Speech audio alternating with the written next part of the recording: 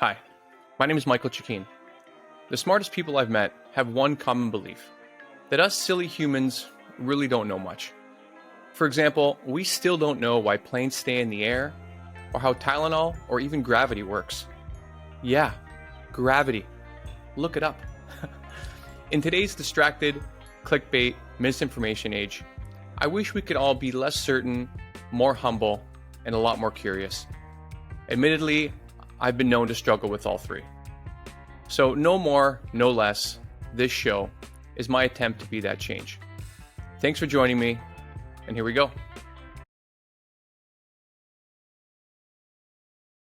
Hey everybody, welcome back to No More, No Less. I'm still your host, Michael Chikeen, and for those watching on YouTube, you can tell that I got sick of doing this podcast in my apartment. So here I am with three amazing humans here in Barcelona in a podcast studio. And today we're going to be discussing the concept of manhood and masculinity. So guys, if you don't mind, actually I'll give some context first. I met these guys at a virtual men's group I joined at the end of last year. And to be honest, I wasn't so sure if I was going to join or not. I was thinking like, I don't want to meet a whole bunch of weirdos that I didn't have to talk to. And it sounds odd, but like it turns out it's been a great experience so far. And like these guys are my exact type of weirdos. So I brought them together. We're going to have a nice chat, I think, today on some of the topics that we've discussed inside of that group that it always seemed when we had some breakout sessions on questions, we never had enough time to really flesh out some of the concepts. So I'm excited for today. So maybe if you guys want to go around and introduce yourselves, and then we'll go from there. Ryan, you want to start? Sure. Hi everyone, I'm Ryan Klott. I actually flew in from Germany just for this podcast episode. So, we used to live in Barcelona. Anything in particular in terms of professionally or personally? Whatever you feel comfortable with. Yeah. So I've been actually a part of this men's group now for like a year and a half, actually, quite a while. So it's great to kind of see the people kind of come in and out. Aside from that, I'm work with a startup called Focalist in London, and I am a facilitator for like sprints, workshops, things of that nature for innovation, entrepreneurship, things of that nature. Well, I'm Aaron Williams.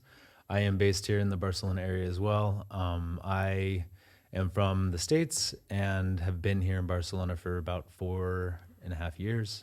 I have a 3-year-old son and a wonderful partner. I am working for a startup in the UK called Coho. And I think that's it. Hi everyone, I'm Chris. Yep, I know these guys through the same men's group. It's about, I'm a relative newbie to it, I reckon, by now. Oh, maybe not. Maybe I'm one of the old school ones. I don't know. It's been going probably about a year or something like that. So, yep, I'm an engineer in the nuclear sector for my sins, working between here and the UK. So anything else you want to? No, that's cool. Thanks, man. What qualifies me to talk about this? Well, nothing. Yeah, that's it. It's funny because I was talking to Aaron before this about I want to have another segment from like guys from a younger generation talking about this and see how they feel, if there's any difference for how they define manhood and masculinity. And one of my cousins, who's also an engineer, said literally the exact same thing. Took him a week to get back to me, and he's like, I don't think I have enough to say on this. I'm like, well, like he was raised by like a single mother. He's a man, like he's 30 years old. So I think like just being a man, I don't think any of us here is going to pretend to be an expert on the subject, that we've done so much research in here there. I think this is more just like experientially in the moving through the world. What's it like? And I'm sure a lot of people, men specifically, would find, I think, commonality, just like we have in that men's group. Like there's things that I would share and everyone would be like, yeah, I feel the exact same thing. And it just made me feel like, of course, this isn't just bouncing around my head. It's bouncing around in a lot of men's heads, and a lot of men just don't chat to each other. So that's why I think like this topic is really so important right now. I think there's a real grassroots movement that, I don't know, I hope that we can somehow be a part of. And so there's the way I wanted to start is there was like an experiment I read by, I think his name was Michael Brooks. I probably got that totally wrong, but so I'm just going to ask a couple questions and then see what everyone thinks. So first, I'd like to go around and see like how would you guys define what people would consider a real man? Like what are some um, descriptors or personality traits that you guys would consider if someone wants you to describe what quote unquote a real man is?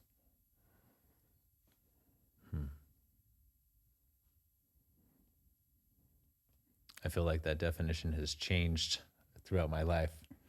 Right? Growing up, a real man was a priesthood holder in the church.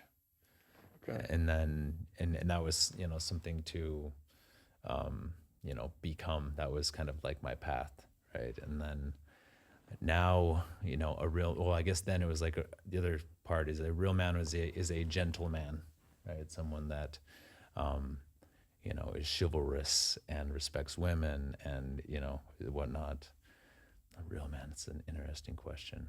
I think now I have a point of view that a real man is out of the man box, someone that can, as you always say, level up with my male friends, someone that can actually share, my feelings and explore my own feelings myself. Right. Yeah, because back growing up, I would have said like a real man is someone that like could fix a car engine or like just doesn't really show his emotions. Like he is more stoic in nature, like things like that. Could chop down a tree. Like just all these ideas that I'm trying to think of.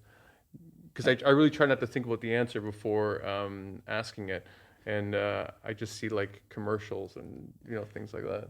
I think that's the challenge, isn't it? How do you differentiate between what's a sort of a societal expectation, of what you say, a real man? Even that's a societal phrase, right? Hey, just be a real man about it, or man up, or whatever. Right. Versus what it means on a more human level, perhaps. Right. In your day-to-day interactions, or what it means for for me in my life or career or whatever. And I think with a bit of introspection, nearly, I think I personally, I know we've talked about this before, I struggle to have a definition. I can certainly see all the societal stuff, as you say, chop down a tree or, be a provider, for example, or Right. be whatever. But for me, it's perhaps more about knowing yourself a bit deeper, taking responsibility in a way for your own actions. And this is kind of nearly about what it means to be a good person, really. Right. Responsibility for your own actions, being gentle with yourself, being gentle with others, seeing things in the round, if you like, as in, contextually. There's a sensitivity there so you can appreciate the context of other people and their decisions and how they interact. Right. Yeah, so all of this for me goes to kind of being a good person as much as anything. What differentiates that to a man, I don't particularly can put a pin in, if you know what I mean. Right. Yeah, and I definitely want to get back to like your perspective later on because we've Yeah, talked about this a few times, and it makes such a strong point that I want to save that for a bit later. Ryan, did you have anything on this? Yeah, I mean, I think I would echo your sentiments a bit, Chris. I think for me, the commonality, like the sort of the fundamental trait, which I think both of you have shared already, is that you take care of those that you care about. Whether that is your family or your friends or your loved one or yourself. To me, I think like when I think about my life and if I look at men that I would say I respect, that is sort of a key characteristic of that. And I do think that also without looking at it in a vacuum of like today's day and age, because I think that there's like societal expectations that like, I actually think it's much more accepted for men to be, let's say, in touch with their emotions in today's day and age. Maybe that wouldn't necessarily be the case 100 years ago. I don't know that I would say that they then wouldn't be considered a real man or a good man or whatever that might be. So I think that if I look to different points of time, I would still say that for me it would be a consistent thing. And I think if I look at the contrary of those that I would consider to not be quote unquote a real man, I think they lack that. I think they lack the empathy, they lack the Right. care, they lack the duty, and the responsibility and accountability for themselves and for others. Right. Like, because I think like when I look at that idea of like what I grew up thinking what being a man was, like it looks like a caricature to me now. You know, like a lumberjack with an axe. Like, you know what I mean? Like that's the kind of the idea I have looking back at how my younger self would look at it. Like a friend of mine, like neither he nor I have ever been able to drive standard, and so we always say like, okay, between the two of us, we're half a man. You know, and this was an ongoing joke. And the whole thing with that experiment is that like first to ask the question, what is quote unquote a real man, but then the next question is, how would you guys define a good man? And you could tell that like even the answers that you guys gave, how complicated it was even to answer what is a real man in 2023, because it's changed. Like it's not so, and maybe it's the word dichotomous as it used to be. So like, is it easier now if we answer the question, what do you guys think a good man is? Like, it sounds like you would say like someone's responsible, who's responsible. Yeah, well, I think, I mean, to me, they're somewhat synonymous because I guess when you ask the question, what is a real man? To me, I view it through the lens of also a good man. Or a good person. Yeah, Yeah. yeah, exactly. We just happen to be men, but Right. you know, to me, I think that for me, I view the scope of, and maybe it's just the connotation of that, of a real man in a way that it is being the best version of what a man can and should be, and therefore a good man. Right. I think Yeah, I mean, I think that's right. And one thing that Ryan said about, taking care of others, I think that is something that maybe it's intrinsic, as a man to feel the responsibility to lead and to take care of, my partner, my family, the society around me, and that I get fulfillment from that, from serving other people. And that, I think is a part of being a good man, but then also being a good man to myself, I think is a big part of that as well. That's Because a huge one. it's really easy to lose myself in, taking care of everybody else and not taking the time to turn that on me. And I mean, there's many, different ways to think about that, but it's the whole idea that you can't truly love and serve others if you don't love and serve yourself. And, Right. it almost sounds selfish, but I do believe that that's the case. No, and I don't think it's selfish. And I think as like to generalize, I think women are just so much better at that than men are. Like even like you just saying like, oh, I feel so selfish. Like some of it's like when women go and do stuff together, they'll get a pedicure or go to a spa or whatever. Whereas we'll get together and beat each other up with a sport. Like there'll be like broken ankles on a basketball court or a hockey tournament or whatever. Like, could you ever see guys going, okay, we're gonna go get massages and meditate for a bit? Like it's happening more now, but I don't know. It seems like a kind of step too far to say like, no, I don't need to go and do that. But it seems like, you've clearly done, a lot of work being like, okay, if I want to take care of my family, then like I need to not be breaking down inside myself. Um, and yeah, I know. Sorry, I looking over here. Do you have anything you want? No. I was just reflecting back when you first asked the question. There was a sort of silence there, wasn't it? Which was kind of everyone kind of going, "Oof, that's quite hard to answer as a question." So you sort of mentioned the complexity of it, absolutely, and I think it's different for every. I mean, we can generalize, of course, but it is going to be different for every person. And we're trying to tease out the key themes here, aren't we? It's interesting what you said about how I think there is an element of whenever, say, I get together with friends and things like that, it's down the pub, it's for a drink. That's the own way of unwinding, and it's very a kind of we'll talk about sport or we'll talk about whatever. But yeah, getting to that next level of what we're kind of talking about, it being a bit deeper, I think is possibly more of a challenge for men in terms of their relationships with each other. you know. Right. And I think that's possibly one of the key, well, challenges today, I suppose, for guys.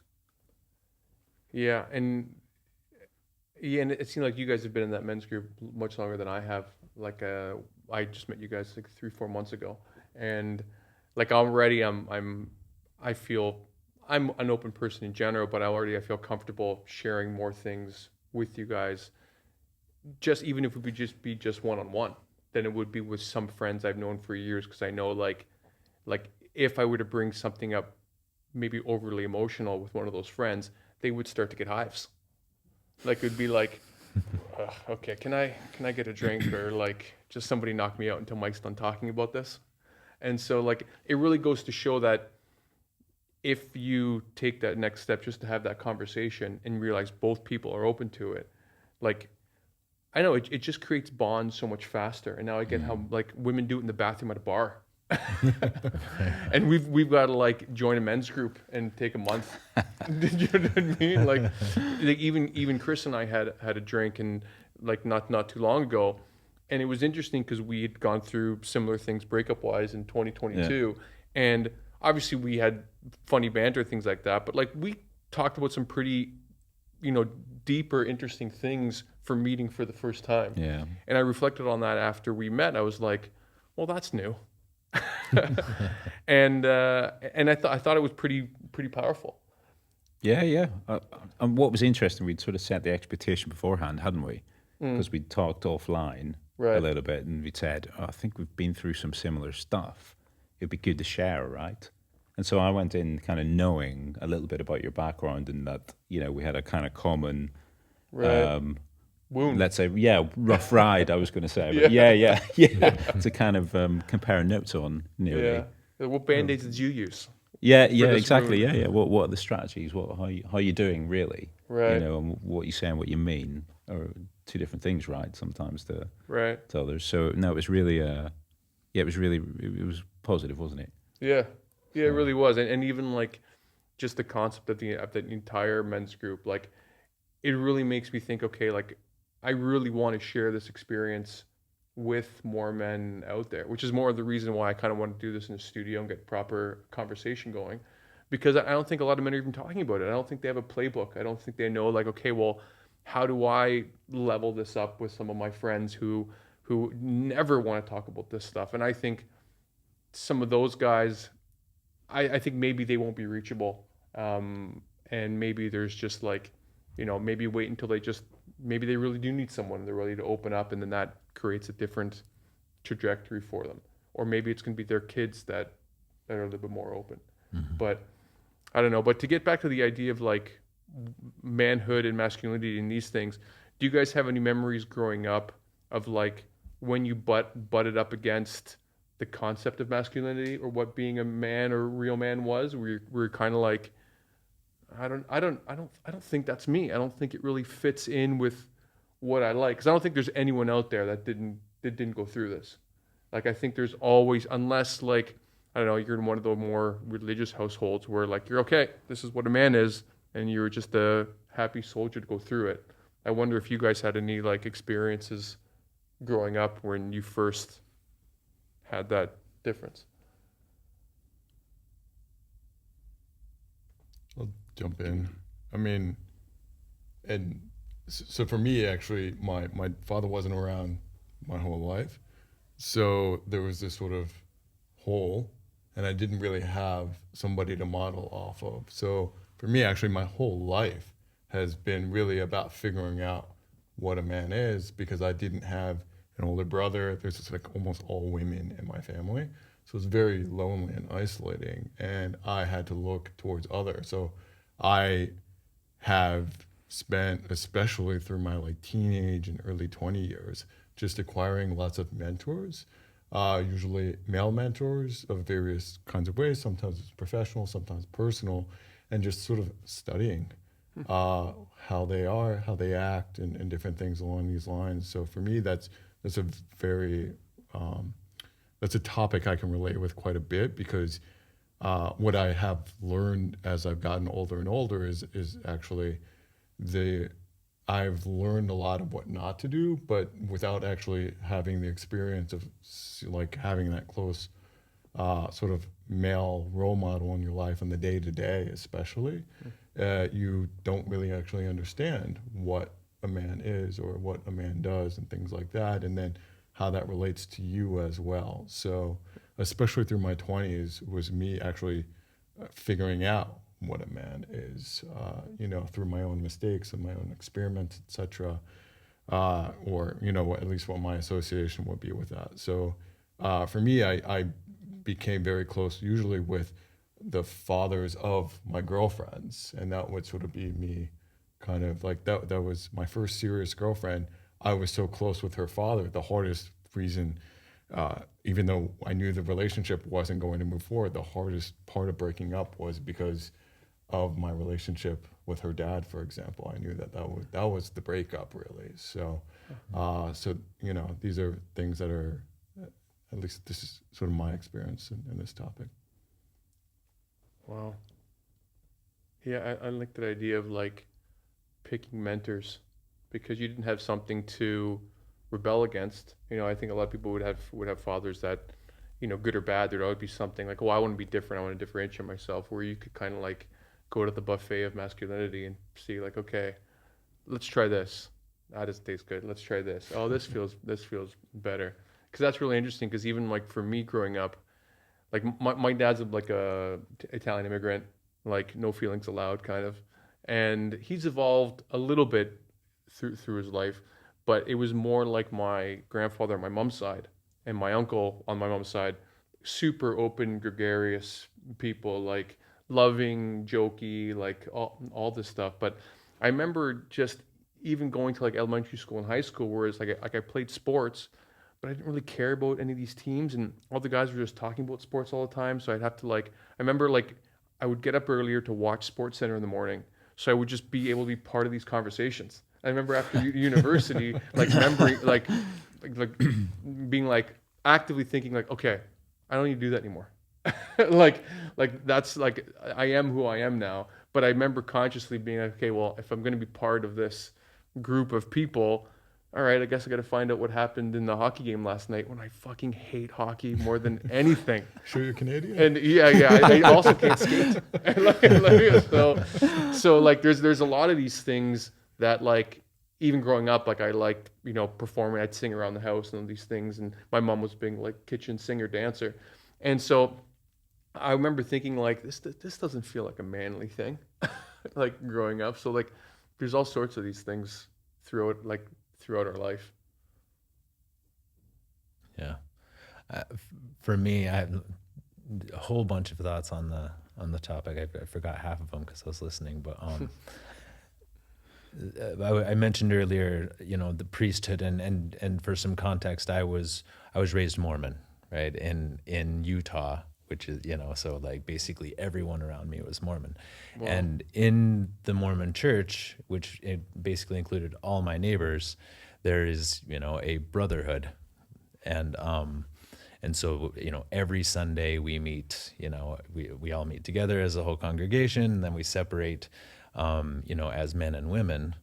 And so I was always spending time with these men, and they were mentors, many of them. It's like I had many fathers and brothers and different examples. And I think for me, it was always just kind of this path. It's what it's all I knew. And so when I decided to leave that was when I really confronted it. All right, now, what does it mean to be a man that's not on that path? And so it's been the last 20 something years of my life that I've been kind of figuring that out on my own, and finding my own new mentors and new examples of the type of man that I would like to be. Now, that's not to say that I didn't gain a whole bunch of lessons and values from that community, like being a gentleman, right? My father's just the most gentle guy, just a great example of manhood in that respect. But when you don't, especially when you're leaving a religion and you want to kind of just separate it all to go figure it out, I had to kind of figure that. My other thought just on the subject is, regardless of that, when growing up, I don't think we realize we're doing this to each other. And at a really young age, even if you think as like 4 years old, if you cried, you'd be like, don't be a sissy, don't be a girl. Yes. And so you just, you immediately kind of put that away and, say, oh, well, I can't share my feelings. I can't be like that. And you mentioned earlier coming to the group. It's like we already know how to do it, right? As soon as we're in that environment, we're like, oh, I'm ready to share. But we just don't let ourselves do it. Right. And I think that's, one of the things that I've learned even more recently, when it comes to, I can be a man, not a sissy, and, share and be vulnerable. Right. Yeah, because there's a lot I've been reading recently on this topic, and I'm really coming to understand that, like, really, yeah, as early as 4, like, boys and girls are treated completely differently. And so imagine, like, every boy with different degrees of, depending who your parents were, but like not being able to have your feelings when you're hurt, when you're sad. Like, a lot of girls are allowed to have all of their feelings, more or less. Obviously, I'm generalizing, but I would say the vast majority of boys are like, no, don't cry, don't like. There's an author I've been reading recently called Gabor Mate. He's like a psychologist from Canada, and he was mentioning on a couple podcasts. He mentioned Jordan Peterson, who's obviously getting a lot of like this young male angst all riled up. And he said that Peterson said that if a child is crying, they should be made to sit alone until they're ready to come back to normal. And Dr. Mate, he was like, this is crazy. Like, kids are just trying to be kids, and they're like, if they can't get a cookie, of course they're frustrated. That's a normal reaction to a kid. But you're taught, if you don't behave well, if you don't, be the way that this parent thinks you should, then you will get no affection. So just think of all that suppression also happening to men, like generations and generations of men who have no idea what their feelings are like because they were told from 4 years old, which is a crazy age to do that to any human, that you're like, okay, my feelings don't matter, so like, let's just put this down till there's a heart attack at 55. So I don't know, it's nuts to me. Dr. Gabor Mate, I remember one of the things he said, I think it was on a podcast, he said, try telling a gorilla to let their child just cry it out, right? It just doesn't make sense when you think about, evolution. Like we created this construct that doesn't really make any sense, right? So basically, follow your gut. Like what do you feel like doing when your baby's crying? You feel like pick him up. Right. But like you say, I mean, coming back when your question was, when did you confront this thing with manhood? I think it's hard to think of when that first happened because I can't remember before I was 4 years old, right? And it just happened, just socially, naturally, for some reason. We do it. And I don't know if that's a social thing that we do or if it's a natural, instinctive thing that we do to make ourselves hard so that we can be strong out on the hunt or whatever, why we've done that. But fortunately, like you were saying, it seems like in today's world, it is much more, not only acceptable, but it's and I don't want to say trendy, but it's becoming much more common to, allow us. And it seems like men, at least in this group, are looking for that, Right. Openness. Yeah, I mean, I'm just You can thinking there. pass. No, it's. I mean, I'm just reflecting on what you guys have said and trying to put it in context of my own experience. Which, I mean, I don't think I've had a moment of, oh wow, I feel different, or I feel like, oh, this doesn't fit. I mean, I think I can point to that various points in my life, but I always, perhaps that kid that was more of a, I think I'm too much of a nerd for this, or I think I'm a bit too shy for this, or I think I'm a bit too, what's the word? Thoughtful for the kind of going out and, gregarious kind of behavior and things like that. I've never quite linked it to manhood, but thinking around what you're sort of saying, what I do perceive in myself, my own experience is, I think over the years I've become more and more encouraged, or perhaps by my natural inclination plus the sort of feedback in, I'm an engineer, so the career I chose, that you start to just be hyper rational about stuff, hyper rationalize things, and that by its very nature kind of ignores this kind of the emotional side of stuff, and there's a definite need for balance, right? Right. And so whenever I find myself, and I think this is one of the themes of the group we're in, that we're sort of trying to acknowledge that side of things, and I find that really difficult, and I just find it's only I suppose that the acknowledgement of that, the perspective that, oh, I find that difficult, is something reasonably new for me over the last few years, as opposed to, whereas before it would just be, oh, well, here's my logical way of thought, and I'll make a decision and sort of move on. But, I don't think it ever addressed, perhaps, either a difficulty I was having or the underlying issue or whatever. There was no room or no space for that. And so, I don't know where that comes from per se. Is that a product of the sort of society we're in, or the, your sort of upbringing, the emotional programming you have when you're a kid? Certainly for me, it's been reinforced through my kind of what I was naturally good at as, a logical type guy, kind of left-brained, I guess. And then the career choice I had as an engineer, where that's what you're doing day in, day out, and it becomes like that's your natural kind of muscle memory, if you like. That's your reflex, that's where you go to. And so I think, it's been a real kind of effort for me to really acknowledge that other side and work on it and try and develop it, I suppose. And that's not something I think you normally associate with the topics today, rather than manhood, as it were, or masculinity. That is something, that I'm making efforts to create space for. Right. Because I think you're right that it creates this wheel over time that like the treads are so worn that like you really can't go on a different path. Like I think the first episode of this podcast was about my experience with MDMA therapy. And in that, like in the first 2 hours, like I started mourning my grandparents, and just like 3 hours of tears. And then the week after, they say like integration is like going over what you learned in that session. So it's not just an experience, it becomes like something you can integrate into your life. And so I'd be like sitting at my computer, like journaling about, my grandfather and our relationship, and like just more and more tears.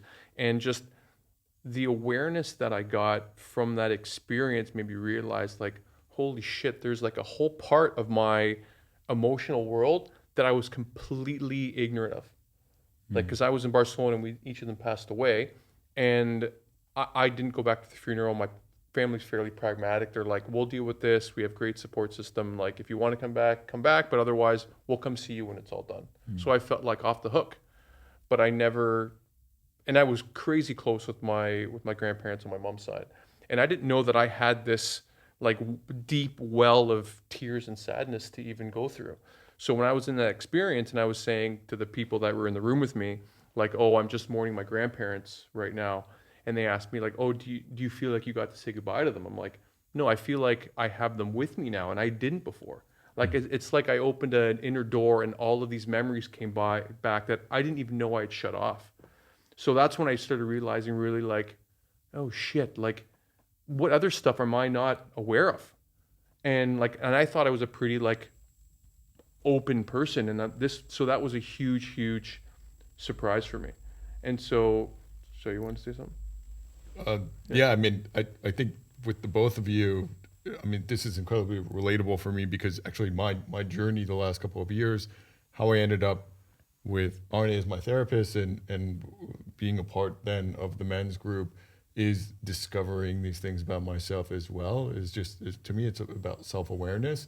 It's funny, I think I consider myself quite self-aware, but again, through a rational, logical point of view, Right. but not the emotional. And I have like done such a deconstruction and then a reconstruction, a rewiring of my life, my lifestyle, my mentality and my perspective based off of understanding so many things about myself, about like behaviors and decisions I've made over the years, in large part because even though I felt like I could talk to people and, you know, be maybe like, you know, more in touch with my emotions than like maybe your typical kind of guy, but I actually wasn't. I was still like, this is what I've learned quite a lot is like, how could I have the self-awareness to be, you know, the man that I seek to be when I've actually limited myself? Okay, so I still maybe, like I think maybe even with you in this capacity, it's like, okay, you understand these things, but if you don't really feel, if you don't really go through that, and I think that I'm learning actually how to do this over the last maybe year, 2 years, especially in the last, let's say 6 to 8 months. I've really been diving into uh, bottom up and side door. I read the Body Keeps the Score, which has been changing my life and making me understand, oh, like there's other ways to sort of experience things. And I think that has been one of the key drivers of me being more of who I want to be. And a lot of the sort of like the MDMA therapy, MDR, all these kinds of things are a part of this book. And I'm still continuing on this journey to see like how far I can kind of take it. 'Cause I see the direct correlation between the work I do with that and then the output of how I can be more present for myself and for others around me.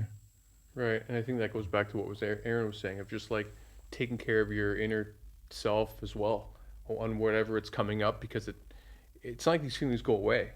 Like even if we don't acknowledge them, doesn't mean that they're not there.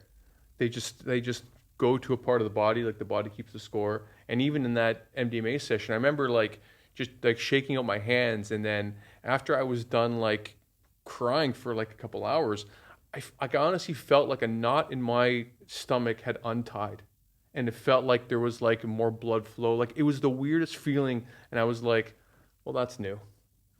And so like all these things that I had to examine, because I don't believe, like, to give some credit to our left brains, is that like I don't think feelings are the only thing that matter. I think a lot of feelings, they don't need to be listened to, but like to not listen to any of them, I think is the problem where everything comes up. And I think it's why like there's more research coming out now to say that men are potentially even like more emotional than women and have more reactivity, but we just can't use it. And so I just imagine all these men that are hurting out there, like if they were able to grow up and cry when they wanted to cry and weren't made to feel things that they don't feel, I wonder what the difference in this world would be. And I think we blame a lot of men for a lot of things. And like, listen, there's a lot of reason for that, and there is a lot of men out there that are doing terrible things. I don't think anyone here would disagree with that. But there are also a lot of men that are just like, I'm having a rough go.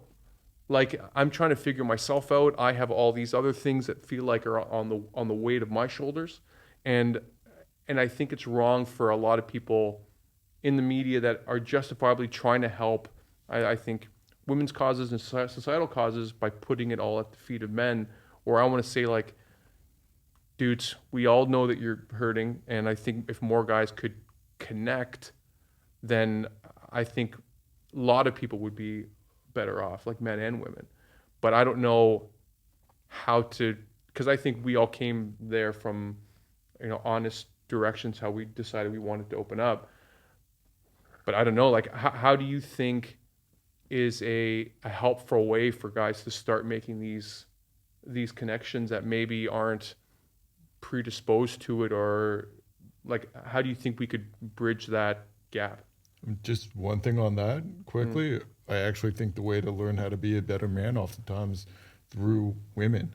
So women are generally better at all of this kind of stuff. So instead of just surrounding yourself around men all the time, I learn a lot about how to be around others, men or women, or however you want to identify even, through women, and just seeing how they interact just one-on-one or even in groups of women sometime. I think it's a very interesting thing when you're a man and you're with a group of women, how that dynamic is, you feel like you're the odd man out kind of thing. But I think you can go in and as if it's like an experiment and learn from these kinds of encounters. It's not typical that like one man will hang out with like four women, you know, because it's really like, okay, you're like kind of like the fifth wheel or something in that case, you know.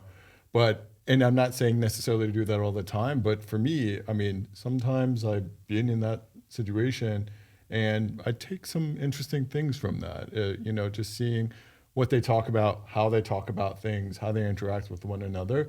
And it's almost through osmosis. It's like not necessarily I'm taking notes, but then it sort of reflects upon me with my relationships, even with other men, just by sort of injecting that into my life a little bit.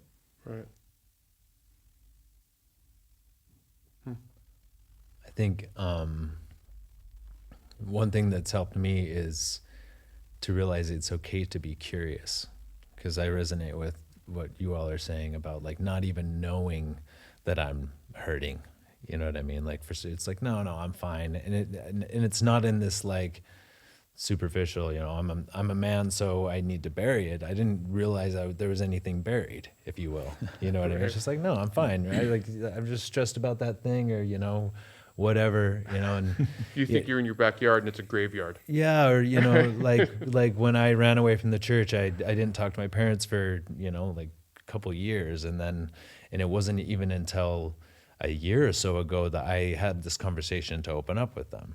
At the same time that I met Arne, I was right after I met Arne, and it was actually my partner who came and said, I think you need to talk to somebody. I'm like, what are you talking about? I'm fine. You know, like what the fuck am I going to talk to somebody about? You know, I got a good job. I got a beautiful family. I live in a beautiful place. Like what's the deal? You know? And then all of a sudden it was like, holy cow. Right. And it started with curiosity. You know, and I've, you know, tried to ease myself in. Meditation is cool, right? I'll meditate. And then I'm like, well, I can't meditate. We're shit, you know? Again, you know, thoughts. And then as soon as there's some silence, it's like, oh, that's curious, you know? And then as you were saying, you know, once you start digging in there, you realize, okay, empty the closet, you know, we'll put it back together. But I mean, and I feel like I have just gotten started. Right. Yeah, I feel the exact same. And like what other doors or windows like in my inner world am I not aware that they're open? And sometimes it's like, okay, this is helpful, this is less helpful. Maybe this window should stay half open, and kind of getting like a good equilibrium, at least just to know like how I'm feeling, and not discounting that like, well, I felt this, but no, it's a feeling, so don't worry about it. Instead of being like, no, I feel this, I want to do this, or I don't want to do this, and trying to be more in touch with kind of what my needs are, which I think is hard.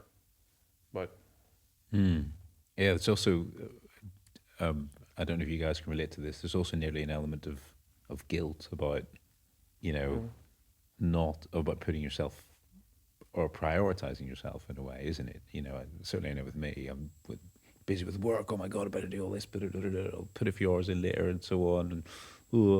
And I think that's something that takes quite a bit of nearly bravery to kind of confront. Actually, that you go, no, I am actually going to prioritize time for myself, or do that thing that I really, you know, enjoy and want to do, you know, and don't kind of get pulled away from that. That promotion of a relationship with yourself, I think, it's very important, and I don't think it's something I've particularly mastered. Trying to work on. I would assume it's kind of like meditation. Is it like you're not going to master it? It's kind of just being like the act of trying is the act itself. Well, whether it's true or not, I think some people are very good at it. You know, I really respect kind of some people who are like, no, I'm not doing that, or because I've got this other thing, or I'm doing whatever. Or I'm a bit like, sorry to let you down, you know, type wrestling with you know, wrestling with that. So it's quite refreshing when I kind of come across someone who's just so kind of in tune. They're like, I don't think I'd enjoy that, or I don't think I want to do that, or, you know, I'm not feeling right about that, you know, and it doesn't just feel right. And I kind of, would like to learn a bit more, you know, where they're coming from. I had a thought on your guilt comment, because the Oh guilt yeah, and go shame on. is a big one, and I've even had experiences with my partner who's like, you're spending all this money on therapy, you don't hang out with us because you go to this men's group, and we'll get in a fight, and she's like, it's obviously none of it's working, like, screw your meditation, that's obviously not working. And I'm like, you have no idea. Like, the problem is I went in the cave and I saw all the shit, but and now, even more recently, she's noticing, right, and reinforced it. But it's not only, I think, this internal guilt and shame that we talk about, but it can also come externally, like Yeah, that's an interesting angle. accidentally, like, I'm sure she wasn't meaning to demotivate me, you know what I mean? And fortunately, on the contrary, it motivated me. I was like, oh no, it's working and it's gonna work, because I'm not gonna lose. Maybe that's another masculine quality or downfall, but but yeah, I completely relate. So how did you bridge that? Was that like a communication piece where you're like, no, no, or did you have to did you wrestle with it a little bit more? Were you thinking, well, turning it over? No, it was like straight up, like, no, you're wrong. It was like, it was a knowing that I had. And Yeah. I think that, in fact, that's what I mean, her saying that just reinforced the knowing. You know what I mean? It was Yeah. like, I'll show you. Like, I know it and I'll show you. And honestly, I remember clearly the moment she said that. And like, then I dove in even further. So, I mean, I think, like you're saying, I'm the same way. I don't want to, I feel guilty for putting too much into myself, but I am starting to learn that, it is making me better for others as well, helping me serve others better. For me, and this, maybe as a words of warning, I literally was forced to. So the reason I started going to RNA was my body shut down. So about 2.5 years ago now, I had, I mean, if you want to call it a nervous breakdown, it's literally my nervous system stopped working, lost a bunch of weight very quickly. Like just my nervous system and my body stopped working. And I didn't know what was going on. I didn't know if it was cancer. I checked on a variety of different things. Luckily, it wasn't. But my body just over time had had enough of me not prioritizing myself and me suppressing things. And it wasn't about talking. I've been to a therapist almost my entire life. It was really about the feeling. It was really about putting myself first.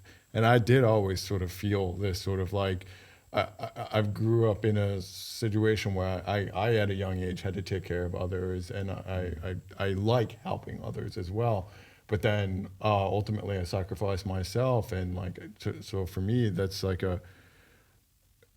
I in the last now 2 years, 2.5 years, I've been forced to. I had 6 months where I couldn't work. Like I couldn't even read emails. It was that bad. And I have been relearning how, like, what's happening in my body.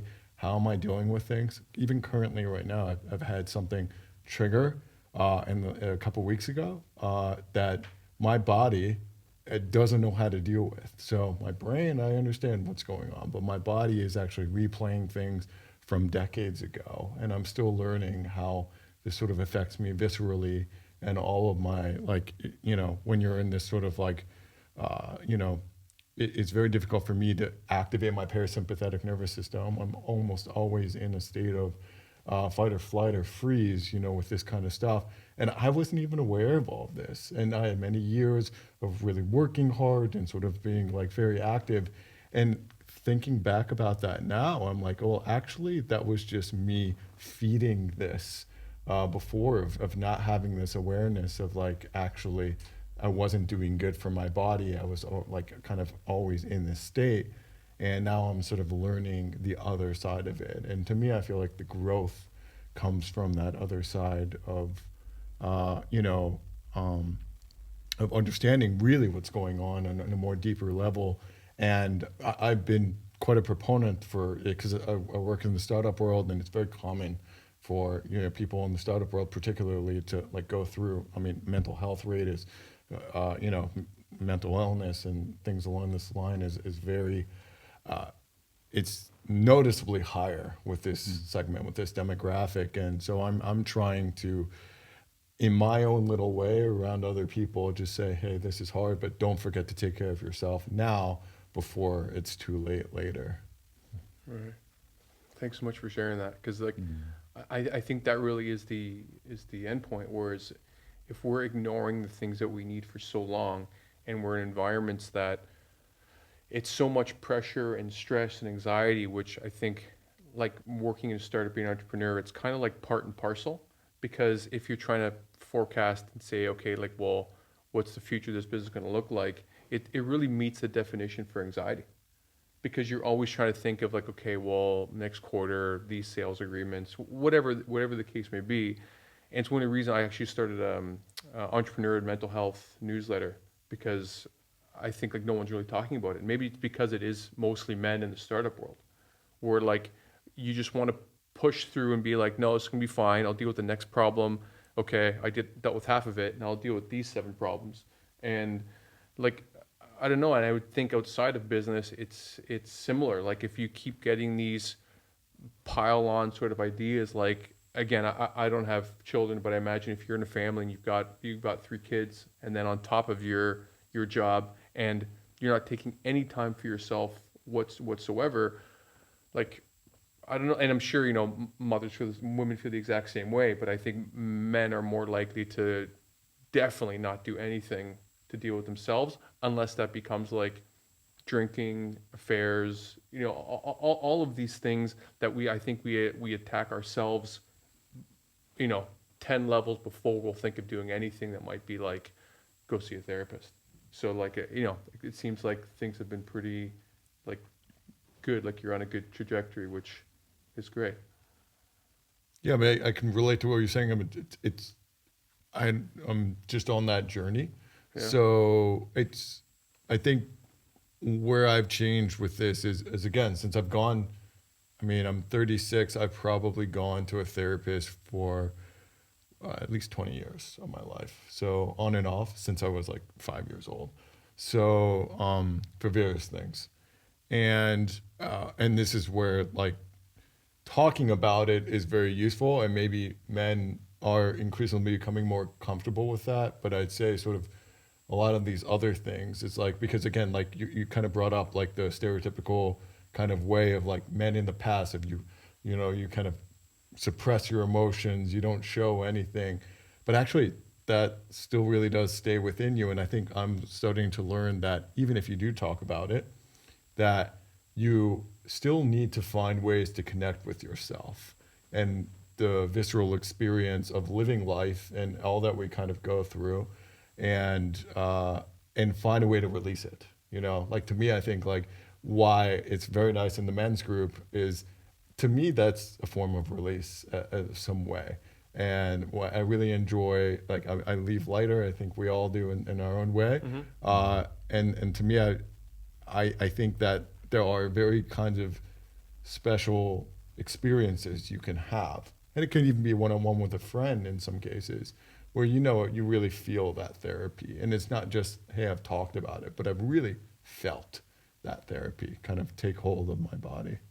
All right. Yeah. Well, what's like the most popular philosophy right now for the last 10 years in entrepreneurship? Like Ryan Holiday's been talking about Tim Ferriss, like Stoicism. Mm-hmm. And what Stoicism essentially is like... Yeah, no, I'm sorry, right? I'm totally agreeing. Yeah. No, but you already know before I say it, like the whole thing behind it is like, don't have your feelings, try to separate yourself from the rest of the world. Like it's completely fucked up. And so now I'm glad people are starting to talk about like, okay, maybe being stoic isn't the idea we should be going for, especially as men. We already feel a little bit isolated sometimes. And the idea is more connection, not less.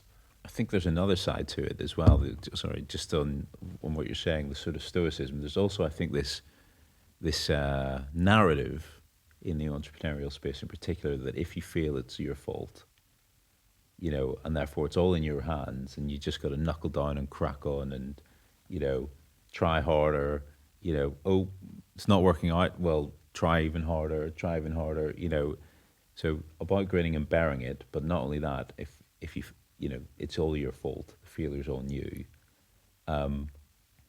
and yeah, I think that can be quite destructive in an entrepreneurial space. You're taking on so much. Yeah, and it's not just about getting through and grinning and bearing it. It is, no, this is all my fault, and I think takes it to another level. Yeah, it's not great. No, the stress levels. Yeah, absolutely. Yeah. Huge. But don't you also so at least a few of us have dabbled with entrepreneurship or, even tangentially. Why? Why do you get involved in it? Because Yeah. it's almost like, that's what I've sort of been asking myself recently. It's like, why have I done all this for so long? What's the answer? Yeah, I can start because I remember even my younger brother has seen me start different businesses and have different degrees of success, but it's also allowed me to travel, to live here, to be outside of Spanish culture while living in a wonderful city. But I kept telling him sometimes don't start a business because you just want to start a business, because it's definitely not the path to this wonderful fun life. Don't believe Instagram's full of shit. 80-90% of the job is eating shit every single day. And yeah, if you like it or you find there's a business idea or something that you really want to start and you just have it in you to do it, then definitely go and do it. But if you think it's the answer for what ails you, it is not a panacea. And so even now that I'm transitioning I've been doing e-commerce the last 10 years, I'm really thinking okay, what are businesses that either I can really sustain that I'll enjoy, or ones that will take a small enough amount of time that will be a good challenge, but is not going to, mentally bankrupt me because it's so stressful. Mm-hmm. And because you're right, there is a lot of, I think every business owner says if I knew how hard it was going to be at the start, I never would have done this. And I don't know, that's as far as I've come for why. But how does it relate to your personal story? For way? me, I during my process lately, my journey lately, I think about how I view myself, and if I go back towards my younger self, things I'm sort of uncovering is I associated myself on the topic of manhood of being my best man, version of myself, in part because it's okay, I'm going to hustle, I'm going to do this. And I enjoy entrepreneurship, I really do. But if I really unpack it, it was kind of well, I had a lot to prove to myself and to others. And that's what the journey has been about, is I have this fire in me to prove it and to sort of this is a way that I can kind of do that, related to family things or personal things. I never really thought about that until recently. That's really interesting. Yeah, I don't disagree. I know from my experience growing up in small town Ontario, an hour outside of Toronto, that there really isn't a lot going on, especially before the early aughts when the internet was starting to grow. My choices was teacher, bank manager, work for the government. These are the aspirations that my mom had. And the ideas that I saw of my friends going to these professions, and I think okay, so I'm in my early 20s, and any of these jobs I pick, I'm going to have them until I retire. And then after that, I'm just going to wait around to die, maybe take some cruises. And that scared the living shit out of me. And the first time I went and saw a therapist was in my late 20s, when I'd had a couple jobs here and there, different degrees of enjoyment, but I'm I can't find anything that I really want to do. And it was a therapist that said have you ever thought of entrepreneurship? You can do one project and then you can either give up on it or you can do another one and all these things. And I've always had a ton of ideas, even in high school, and I had no idea how to ever execute on any of them. And so it wasn't until then that I was okay, maybe I'll try this different idea of entrepreneurship. And I was reading Business 2.0. It was a new offshoot of Forbes at that time, and everything was so cool. And I just remember I wanted to really be in that world, and it was the first thing that felt like, after reading the 4 Hour Work Week, being like, okay, I don't want to wait to, my 60s to retire and live my life, because I saw my dad do that. Like he worked, like to his credit, he worked so many overtime shifts, so many things, so he could make enough money to retire at 55, and he did. And I think it's a huge accomplishment to this day. But it really made me think that like, oh fuck, but I don't want to spend all my working years like hating my job and waiting until I'm this age. So like, it really was like a good example for me to be like I credited him for doing all that stuff and giving us all these things, but I don't want that for my life. And so maybe that just drove me to entrepreneurship. But I never thought of that question. You zagged. Yeah. Yeah, I zagged. Okay, so I wanted to get back to something from the religious angle, because again, I'm always happy to rag on religion when I can. And so for me, going from Catholicism to atheism in maybe my late 20s, looking back at it now through this lens of, gender, masculinity, manhood, like to me, I really see religious roots of like this whole Adam and Eve, not Adam and Steve sorts of ideas, like kind of like the inferiority of women through the lens of the Bible, like all of these things. But again, like I'm a hammer looking for a nail on this topic. And I wonder, you coming from like, the Vatican City of Mormonism in Utah, if you also see any parallels for this, and if you guys have any, because I'm happy to be wrong, but like would like to be right on this religion smashing. I mean, there could be a whole nother podcast on that question, right. But I mean, absolutely. From the biblical sense, the Adam and Eve, all the way down to the kind of tangents that Mormons, have gone on. I mean, if you know a little bit about Mormon history, essentially started as a polygamist community, right? So the gender roles were very, how to say it, kindly, but I was really up until 150 years ago, polygamy was widely practiced. So if you think about, the man is, the provider essentially, and the seed to many women to replenish the earth, right? So women were their whole job was to have children and have as many of them as possible. And the man's job was to, get them pregnant and raise them, and to hold the priesthood. And if you think about the gender roles, it gets very deep and very complicated. Like I say, we could go for an hour on it, but only men can hold the priesthood, right? Women can't hold the priesthood. And that means you have the power of God in your hands to give, endow a blessing unto somebody, heal the sick. Just think of all the Jesus stories, Right. Put your hands on somebody, heal the sick, comfort somebody in that kind of way. And, to perform the ordinances and blessings that are performed in, Mormon temples and at the churches and whatnot. So that was a responsibility, that you were taught as far as I can remember, since you were, a child. Every Sunday, every Monday night, family night, every whatever it would be, like Wednesday or Thursday at the young men's group. And it was just constantly reinforced and beat into your head, if you will. Now, Mormons is a progressive religion, as in, in 1978, they decided that black people could have the priesthood. And my sister joked after we saw the Book of Mormon musical that she said, actually, I think she said in 2023, the Mormons will change their mind about gay people and let them have the priesthood. Now, that hasn't happened. It is now 2023. If she listens to this, we can reflect on that. But yeah, I don't know how much else to say except for to give those examples, and then to know that, like my sister's the other person that left the Mormon church, and she, for a long time, was the breadwinner of her family with her ex-husband. So she kind of swapped those roles and has, and there is a group of Mormons I know now, Mormon women, that are kind of protesting to let them have the priesthood. So we'll see if any of those kinds of things happen.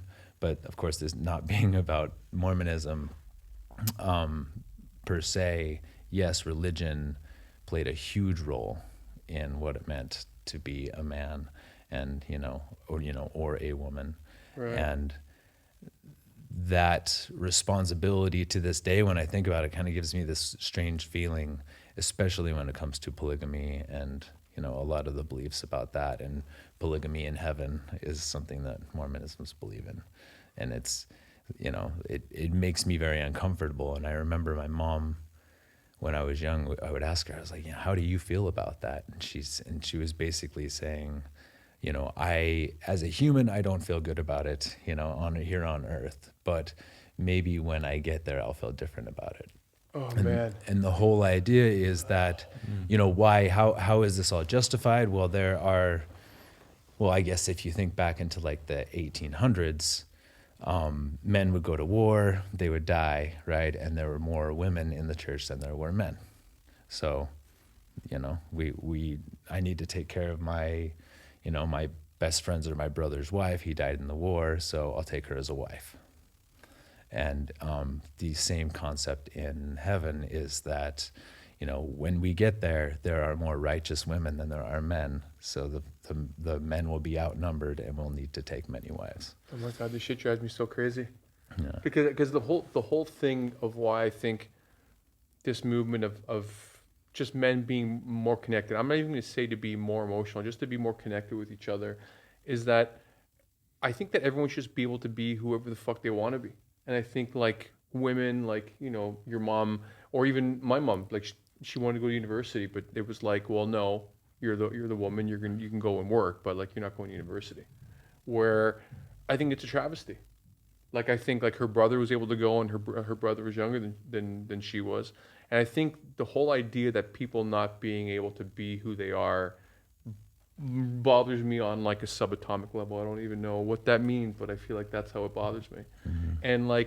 And maybe I even get that from my old man, because he was the only one who left Italy out of 6 brothers and sisters, because he was talking to like they were working the fields or whatever. He's talking to his dad and saying like, well, I want to go to school, or I want to do this. And then his dad's like, well, no, like we're day laborers. We do this. You're not going to school. This is how it's going to be. And from that, it was the impetus for my dad to say like, well, I'm getting the fuck out of here then, and I'm going to go figure it out on my own.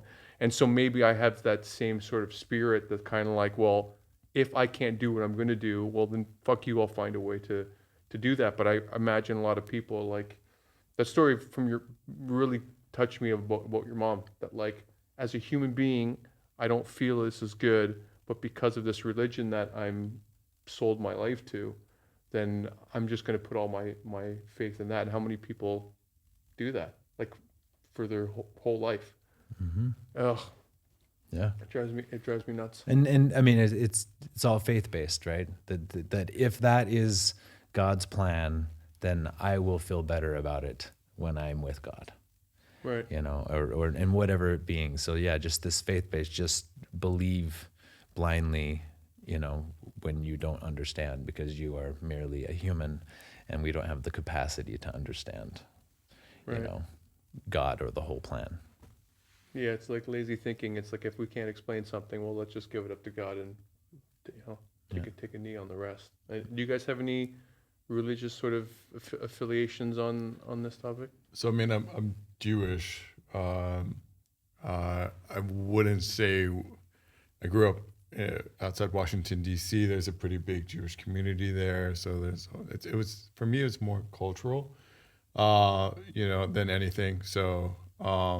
I mean, wasn't going to synagogue too often. I did go to Hebrew school and have a bar mitzvah and stuff, but it's more a matter of like traditions and sort of the cultural elements of it, and either be a doctor, lawyer, or engineer, or you're not really living up to the Jewish standards. Right. So there's a lot more power for women in Judaism, because I think it's like carried down from the mother. Is that right? Yeah, I mean, so technically, yeah, if you're half and half, unless your mother is Jewish, you're not Jewish. Right. So it's a big difference. So my mom actually teaches in Hebrew school, like preschool, but in a Hebrew school. And my grandfather grew up in Williamsburg, Brooklyn, Orthodox, and you know, I guess my mom then grew up in a more Jewish home. For me, I mean, like, because we're Jewish, you're a Christian, okay, fine. We're different religions. You know, maybe someone is Muslim, Buddhist. Nobody knows who's right. Actually, it doesn't really matter, in my opinion. So I think that like there are a lot of good things that can come from religion. I have many friends who are more religious, and they have like it has served as a good structure for them. I think in Judaism, like there's a big emphasis on education, so and on sort of open-mindedness. And there, I mean, I actually did work with many ultra Orthodox and Hasidic Jews, and it's funny they didn't consider me Jewish. You know, like I was like marginalized.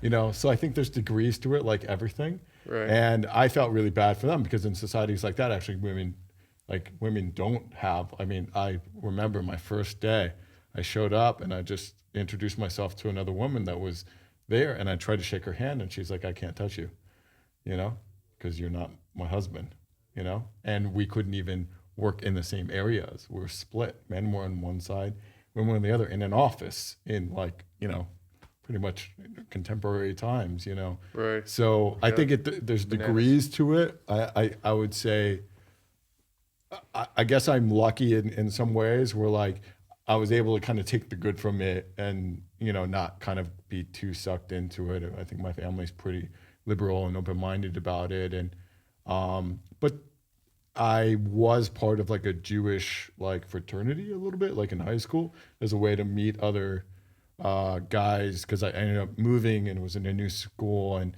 still many of them are like my friends to this day. Because I do think like, and maybe you can say the same about Mormonism, like there's just certain things that like you kind of get, you know, like you know, culturally, that you don't have to explain, you know, like for example, like there's the stereotype of like very anxious Jewish mothers, you know. What's great, if I meet another Jewish guy, we're going to be able to relate on that, you know. And Right. there's things like that that I think are, you know, are Italians and helpful. Jewish aren't so different. Very similar, very similar. But I wonder because there is that strong like matriarchal. It sounds like, well, aside from the Hasidic Jews, but like because the religion is passed down through the mother, there's more respect for the mother than maybe there is in Christianity in some respects.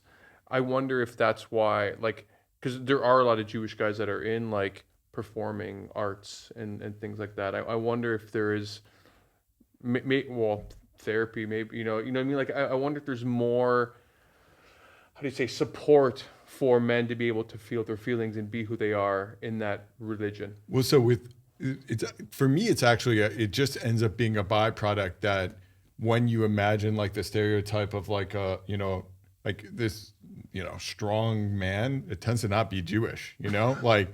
So it's typical that women run the households, and women are the strong personalities in a lot of Jewish families, just because of necessity in some cases. Because when I think about most of my Jewish friends and their parents, it's like, I mean, the mom's the boss, you know, and Right. and the guys sort of just go along with things, you know, and like that's okay. And I think there's I don't know. I think it's more a matter of the big thing with Judaism, with I'd say for men, is like the financial aspect of it. You know, it's like, okay, you should make money and provide for your family, but aside from that, it almost doesn't really matter actually. So Okay. it's not much talked about, at least in whatever I've been exposed to. Right. And Johnny Scotland, how's that? Scotland, from Northern Ireland. Oh shit! You know, I made that mistake when we I know, first right? met up too. Yeah, and I feel worse now for sure. Yeah. She didn't. That's fine. I was going to say. Sorry, buddy. Well, I mean, it's interesting. I mean, the sort of religious angle, and I guess we're getting to religious angle and gender roles. I don't think in Northern Ireland we get as far as that. We kind of, you know, there's enough going on with the religion there, and your related socioeconomic circumstance. That's a whole other podcast. about Okay. conflict and identity and things like that. Um, is there an underlying sort of gender role that comes out from that? Maybe it's just so baked in that I don't know. I we don't. live in a kind of a Christian Western world here that kind of like fish not knowing what water is. I don't. Yeah, I don't know. I think it's more ingrained into society there. Hmm. Um, Perhaps I'm just reflecting on sort of friends and families that I've sort of seen that might be religious. Um, yeah, I don't think it comes out as strongly as it would in, say, the examples you guys talked about. But I'm very much looking at it through a Northern Irish lens, where you think of religion over there, you think of sort of identity politics, conflict, etc., rather than the sort of more nuanced elements of within that. Right. Yeah, and maybe it is a little bit different depending on the government or the country you're from as well. Because, and maybe religion is just a byproduct because now in 2023, in Canada, for example, like religion doesn't make that much of a difference unless you come from a super religious household. Like if you're in a very strict Muslim household or maybe a Hasidic Jews in Toronto, the idea is similar, but maybe it's more like you're a product of your environment now. Whereas like Spain, Italy are a lot more machismo, like than you would say Canada, for example. So, all right, maybe I'm not very right on that. Well, but then that brings up the question, like, what is it like then in Northern Ireland in terms of like maybe the cultural differences? So if it's not religious, how is that impacting manhood in Northern Ireland? So I'm just not aware of that. It's a yeah, go on. It's a good question. I don't necessarily have a kind of a nuanced answer there. I think there are elements I sort of feel are slightly. I think Northern Ireland is perhaps a bit more traditional as a culture than certainly amongst the older generation than say the UK, mainland, England, Scotland, and Wales, for example. I think religion has had much more of a lasting impact there in terms of shaping sort of social norms. And it kind of continues because it is quite core to people's identity still. Um, Even indirectly, you can say you're not religious, but then you might through going to a Catholic or a Protestant school support one football team or another, if you know what I mean, and then that will then shape your views and so on. So there's a kind of a sort of underlying foundation of it which hasn't really been unpicked, shall we say, even if the act of practicing active religion is on the way in, if you know what I mean. I think it's just become so ingrained with identity. Um, in terms of going back to sort of your question on gender, I think in the younger generations, I think with the dawn of internet, mobile phones, and comms as they are, and social media and so on, I think the younger generation are definitely much more what's the word, open to things, broad spectrum, so on. I think if you go back, sort of parents' generation, my parents' generation, and beyond, um, there's definitely a kind of a much more straightened sort of view of the world as well. My grandparents' generation would have been very, very religious, very confirmationalist, and that's where I think you would definitely get a distinction between Right. these much more traditional gender roles, where the guy goes out and has his own business or job or whatever, and the woman stays at home, for example, in that sort of traditional family unit of that time. Large families. It's a Right. classic one as well. Yeah, because I think of it even from like a female perspective. Because I went to church every Sunday till I was Yeah. 18, basically until I could not go. I went, and I just imagine from the female perspective growing up and like every Sunday, a man is talking to you. He's essentially mansplaining God and the whole world to you, and then God is a man. Like nuns are serving the priest. Like so, even if you want to grow up and you have you get these big ideas and dreams for the things you want to do, like it must be like a bit of a hostage situation where you kind of feel like, oh, I guess that's not how the world works for me. I guess I can't do these things. And then on the flip side, it's men thinking like, oh, I guess I have to be in charge. Um, I guess I'm responsible for women to make these decisions and those decisions. So like, I think both sides are getting fucked in different ways because like, if men don't want these responsibilities over other people, if you don't want to, you know, whatever, follow that archetype, then you still feel like you have to because it's what you see every single day growing up. And so like, one thing I wanted to pivot into to try to get away from religion, because I think we could probably do another podcast on Keep going that, on that. is the conversation that I think it was last week in the men's group that we had about male friendships. Um, and I really think that is the way through for men to become more connected and less isolated and more like take some steam off the pot a little bit. I told a story of how my friend and I were having a conversation about him and his wife that were having a bit of a rough go after, a certain period.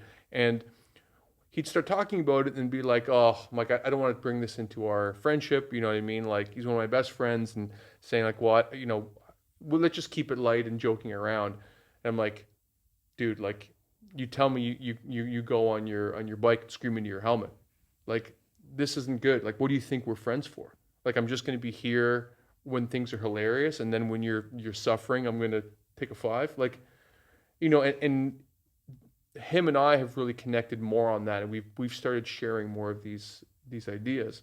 And I'd love to hear, from you guys about your male friendships and what you think, like how you'd like them to be or not be, or just on the topic in general.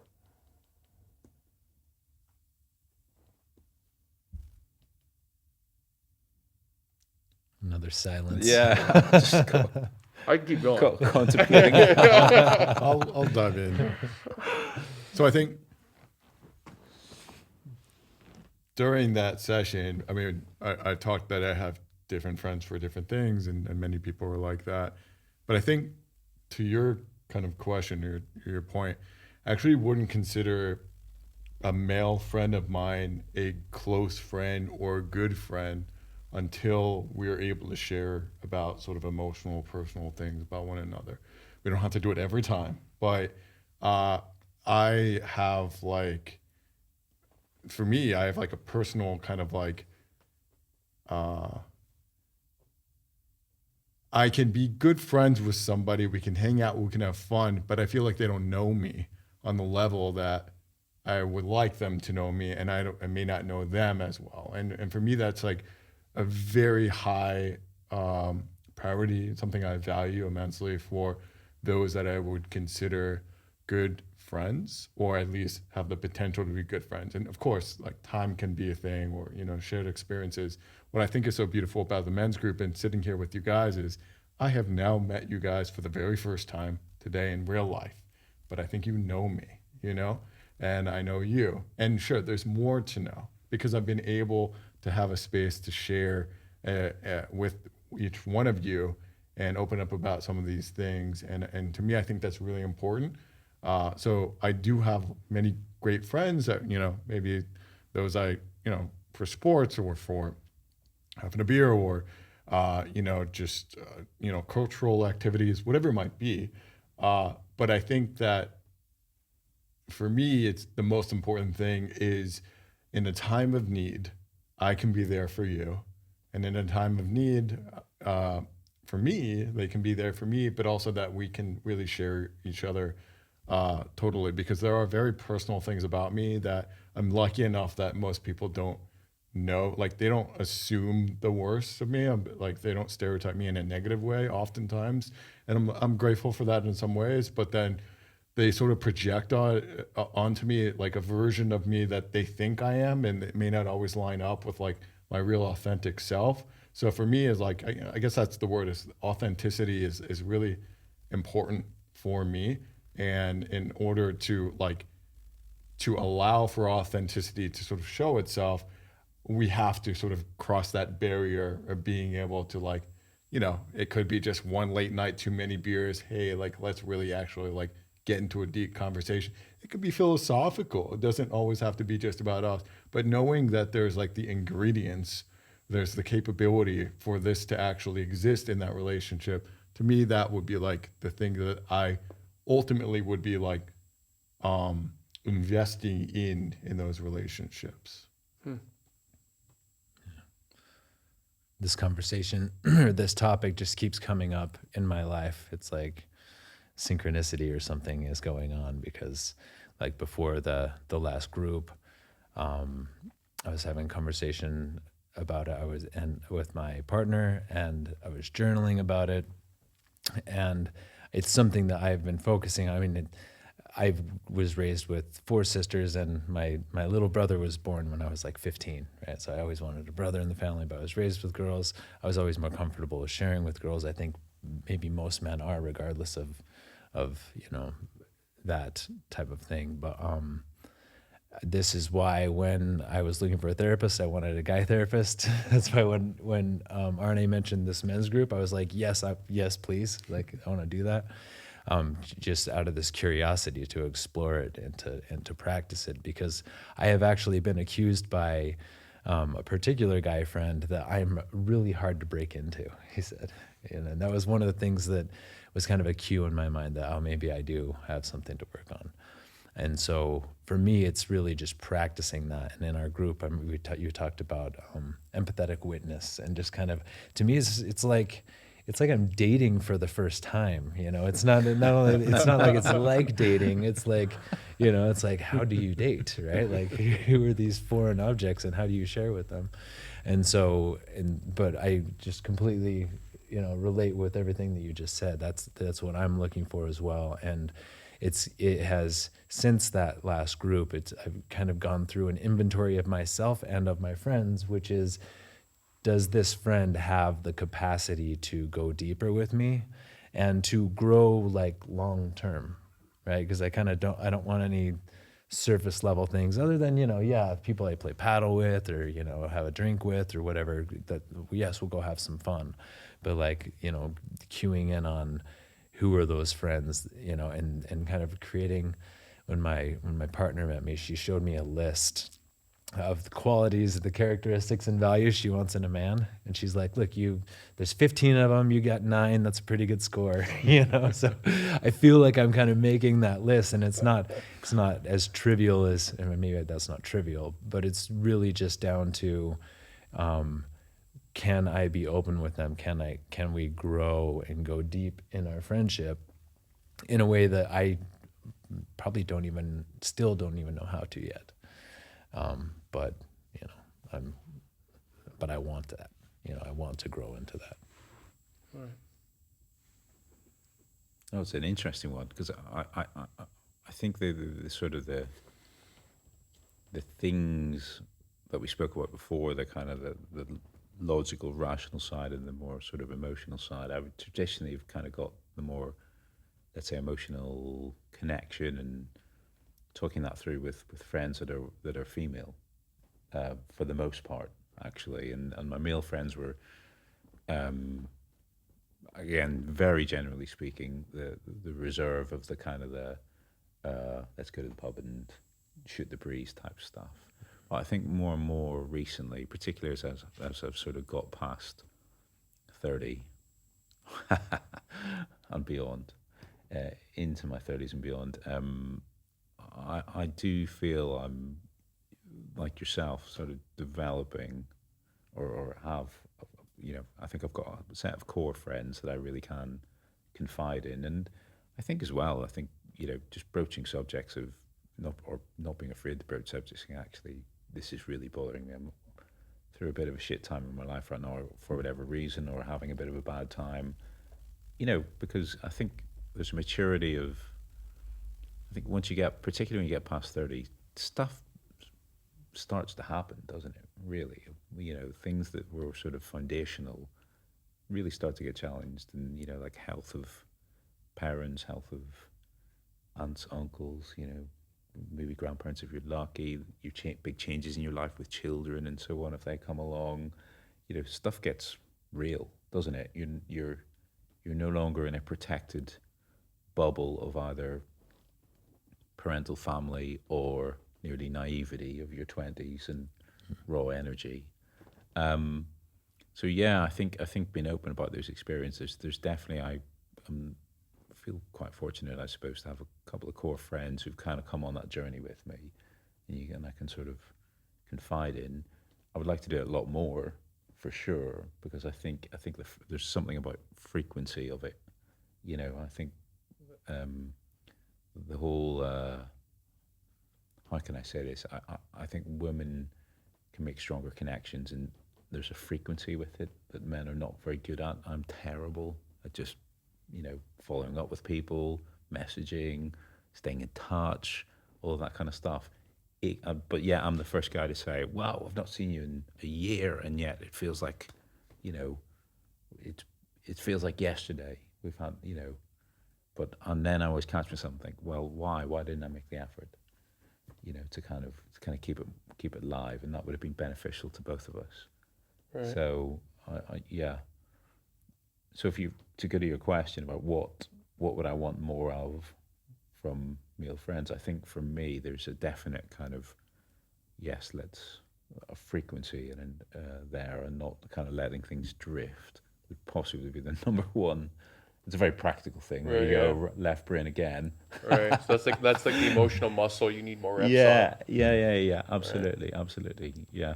Interesting. Yeah, because I'd like to challenge something you said, Ryan, about like to consider someone like a close friend, unless like you guys can really go deep. And my perspective on that is because as I mentioned, like growing up in my household, like my male figure, mostly my dad was like just not an affectionate person, and so I think I had that side, but also the side from my grandfather and uncle who were very open, very kind, giving, whatever, and so I think I made like a spectrum of male friends, some who mirrored maybe my relationship with my dad, and then others that were more open that mirrored the other relationships. And so there are a couple guys that I still have in my life that like they have a real hard time with emotions, and like I think it's like his girlfriend, now wife, that helped me understand how important our relationship was to him. And so and I know this guy that like if I ever need anything, he would be there 180%, and always like going through my 20s, even if he wasn't doing the stuff that I was doing or like aware of it, he would be always the one to ask questions like how this is going or how this business is going, even when like the most of them at the start were just complete dog shit failures. But he was always the one being like, so how's this, and but emotionally, I don't think it's very hard to get him to that level to talk about our inner lives. Where I think like the more questions I ask, I think he feels judged.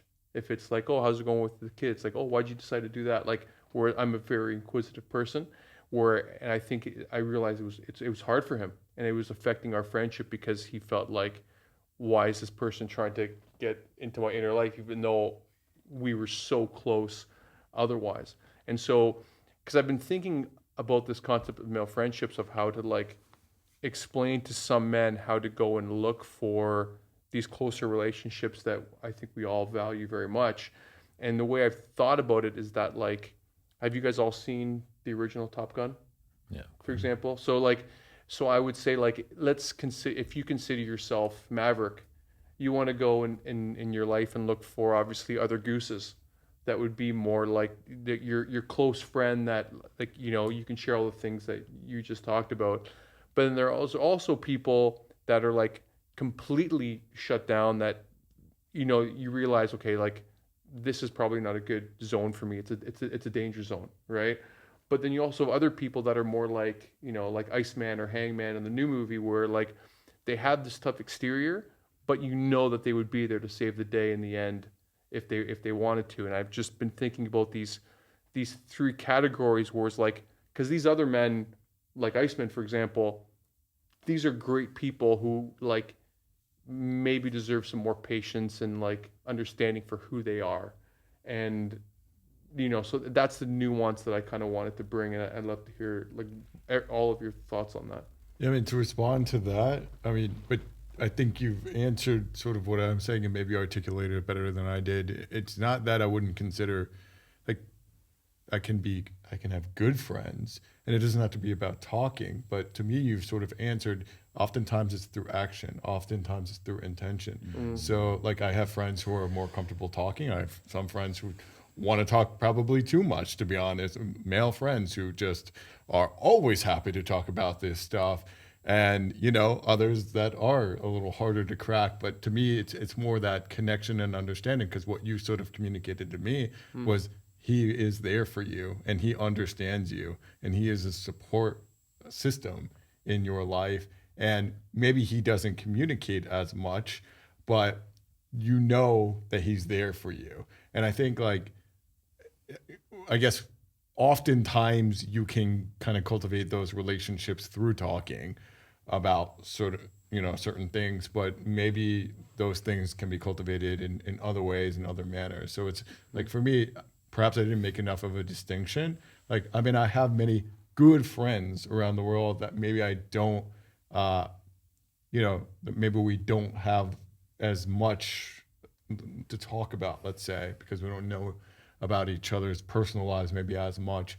But I guess, like, to your point, like, I mean, if something serious happened, you can rely on that person, you can come to him, and if he were to be ready in your case, he would likely come to you. So I think, like, maybe that's more the way to say it, is like, if he were in a position where he was comfortable with sharing, you probably would be amongst the first that he would share with.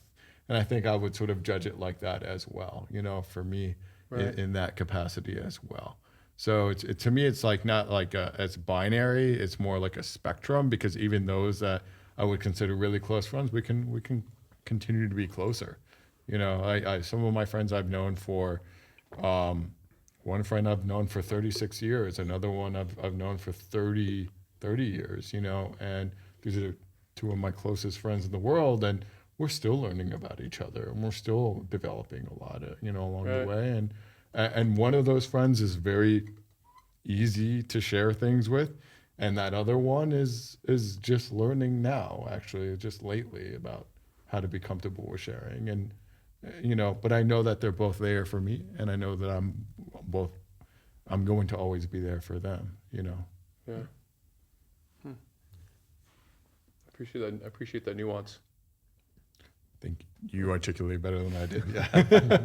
I just like the Top Gun reference. Covering both movies as well. Not just the original. Yeah. Very nice. Yeah. I don't know. What sort of parting thoughts, I think, as I think we're all hungry, would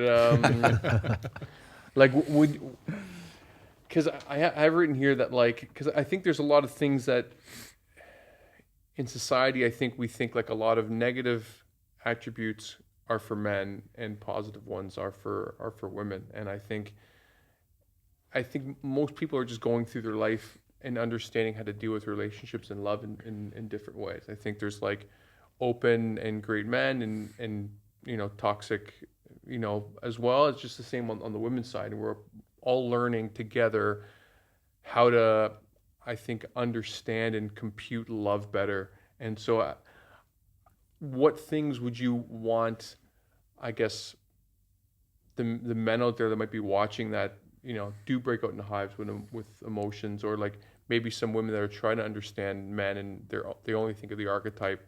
Like, what are some things that you think maybe it would help them understand what a complete man is, or some ideas for how to get there, as we're all trying to. I'm not saying any of us are there, but we're all in process.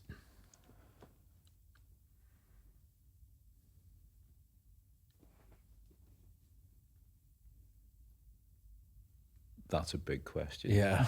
I'm not qualified. We could have started this Yeah. podcast on that one, couldn't we? And halfway through it, I'm like, this seems like a lot. Yeah. Well, What could you give? What would you say to someone else from the outside looking in essence, is that the Yeah, because premise? I think for me to think about it is that like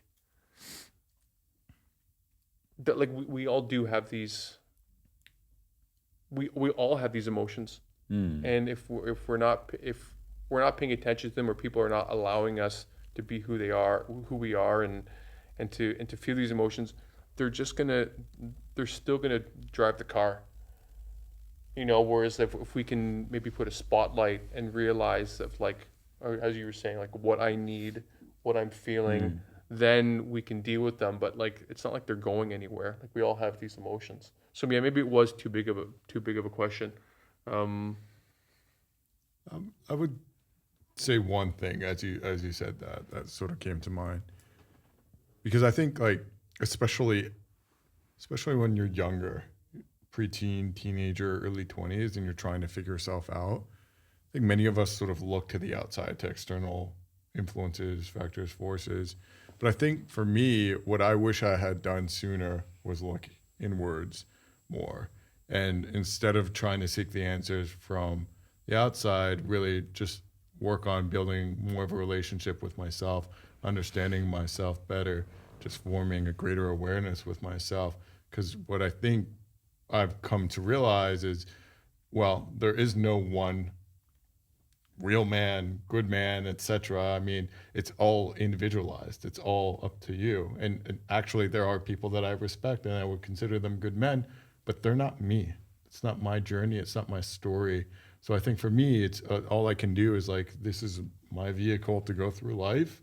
Let me figure this out. And I think like that served me well as I like continue to uh, to to I mean to be curious about my life and myself, um, and look inwards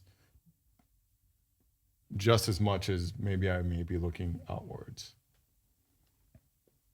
I mean, if you're like me, you might have read a bunch of books and listened to a bunch of podcasts, and you hear, this kind of stuff, all this, yeah, like you say, look inward. I'm like, yeah, okay, I will. Yeah, I'll get there. But like, I mean, and I think that is like the beginning of the path. It's like you're standing at the trailhead and you're looking at the map, and it's like completely washed out, sun bleached. And you're like, what's up there?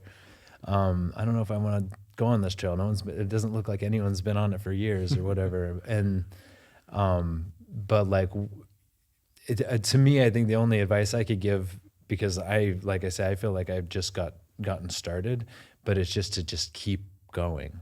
You know what I mean? Like literally, like you might not feel like you're making any progress, but just show up to the men's group. It's a bad day. Sometimes it's really hard. Like none of this is like, we're having a bit of a laugh, but like some of this is super painful, because there's parts of yourself that you have to look at and be like you mentioned self-awareness a couple times, and that is almost impossible, because like it's kind of looking at the sun, like it hurts. So wear sunglasses first. I mean, like, just progress, not perfection, right? So because it's very overwhelming to go down this journey, but one step after another.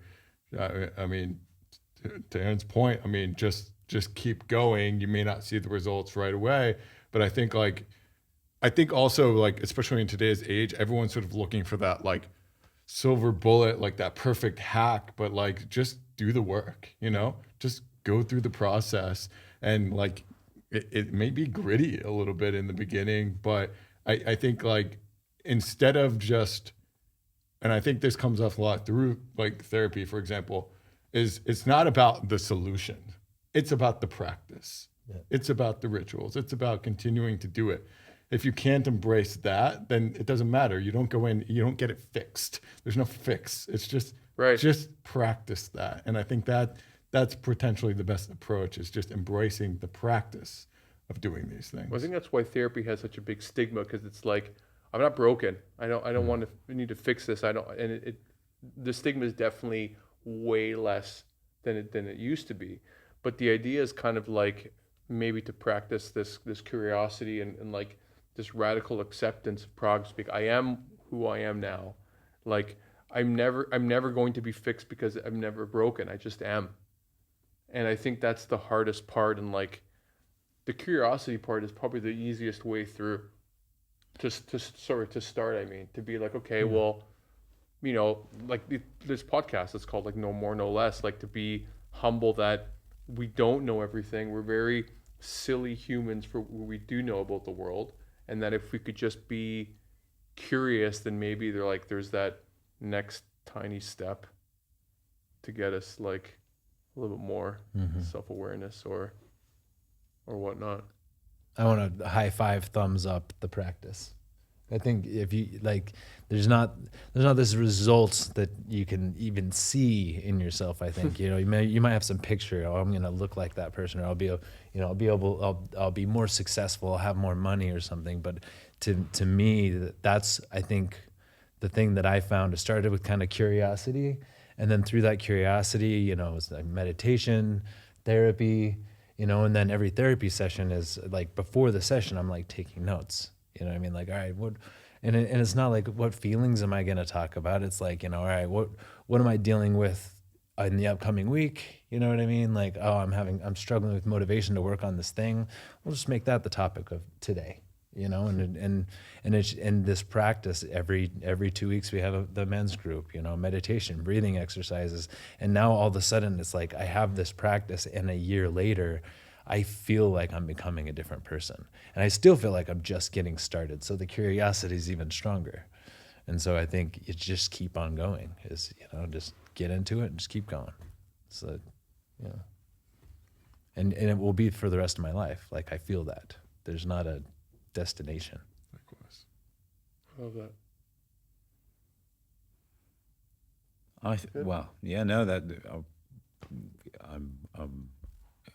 You guys have expressed it very well, very succinctly. I'm even learning, listening to you guys as well. The only thing perhaps I'd add as a minor point is flipping it a little bit. I think you mentioned stigma earlier, and there's less stigma these days for sure. I think as well there's a barrier you have to go through before you start to get to that kind of realization of, well, hang on, I need to think about this, what am I really feeling, and so on and so on, that kind of introspection nearly. And, getting to that quickly, I think, is the key, isn't it? Because there's a bit of a painful journey that usually involves circumstances that are always beyond your control, right? You've handled things a certain way in your life, and it's all been fine until now, and then all of a sudden it's not. And the usual strategies you have for, again, these big things that might be beyond your control, you might have more than one of them at once, just won't work right. And that's the thing then that kind of is the trigger. You want to get through that kind of quickly to where you guys are. So I think there's a kind of a situational awareness nearly of, what, things are always going to change, whether I like it or not. So many things are beyond my control. If I can kind of be okay with that and a bit more centered, such that I don't end up going in on myself, then that's quite a key kind of. You're asking what advice I would give to people. It's a kind of you can control situations. You're going to be buffeted about a little bit. That's everyone's going through that. That's not failure. That's not, you losing something. That is that's the trigger to get to somewhere like where you guys are, if you know what I mean, with that kind of curiousness and so on. And I guess they always say, isn't it, that we spoke earlier about, the kind of the cliff edge at a 10, you have to build a ladder and then boom, something explodes. If you can get there sooner when it's not so severe a situation, then you're going to have much better outcomes. So. Okay. So I want to say first, I feel really honored that you guys would join me for this. I think it's been really great. And I appreciate all of you guys, and let's go eat. Yeah. All right. Thanks, guys. Thanks, man. Thank you. Thank you.